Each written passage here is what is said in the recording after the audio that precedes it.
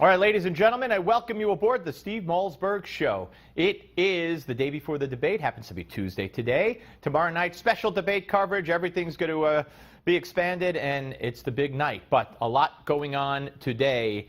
Barack Obama held a press conference with the Italian Prime Minister today at the White House, and he had this to say. I have never seen in my lifetime or in modern political history any presidential candidate trying to discredit the elections and the election process before votes have even taken place. You start whining before the game's even over. If whenever things are going badly for you and you lose, you start blaming somebody else, then you don't have what it takes to be in this job. I'd advise Mr. Trump to stop whining and go try to make his case to get votes.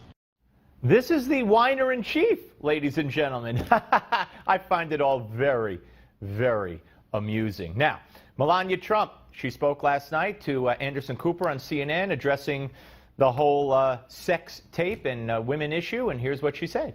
As you can see from the tape, the cameras were not on. It was only a mic.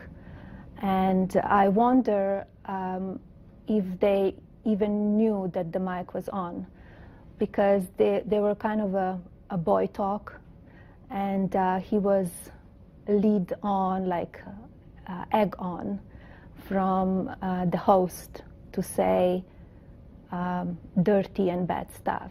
You feel the host, Billy Bush, was sort of egging him on? Yes. How could you not love that woman? Egg on. He was egg on. She's brilliant, she's beautiful, she's well-spoken, she's intelligent, she's sophisticated, and she handled herself with such grace, and I think she rocked it. Here's a little more. Is that language you had heard him use before? No. No, that's why I was surprised, because I said, like, I don't know that person that would talk that way, and that he would say that kind of stuff in private. I heard many different stuff, boys talk. The boys, the way they talk when they grow up and they want to sometimes show each other, oh, this and that, and talking about the girls. But yeah, I was surprised, of course. Okay. Again, I thought you did a great, great job. Of course, some of the criticism that came from the left immediately after the interview was, well, Donald Trump wasn't sitting with her. Why wasn't her husband sitting with her? You didn't want Donald Trump sitting there with her. That wouldn't have made any sense. Okay.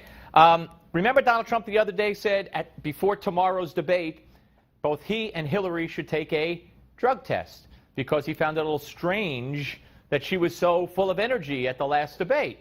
No, he said he's willing to take a drug test if she's willing to take a drug test. So the White House weighed in on this yesterday, and listen to this. On Saturday, Donald Trump suggested that presidential candidates should have to take a drug test. White House response? Well, so you're telling me that the candidate who snorted his way through the first two debates is accusing the other candidate of taking drugs? It's a curious development in the campaign. That's your response? That's my response. Okay. Michelle? Are you saying just now that you think that the sniffling or snorting, as you described it, might have been related to... Not at all. Okay. So what were you saying? What were you trying to get across when you said that? I'm just trying to have a little fun. You guys are so serious today. Everybody's so serious today. All they did was imply that Donald Trump is a coke fiend.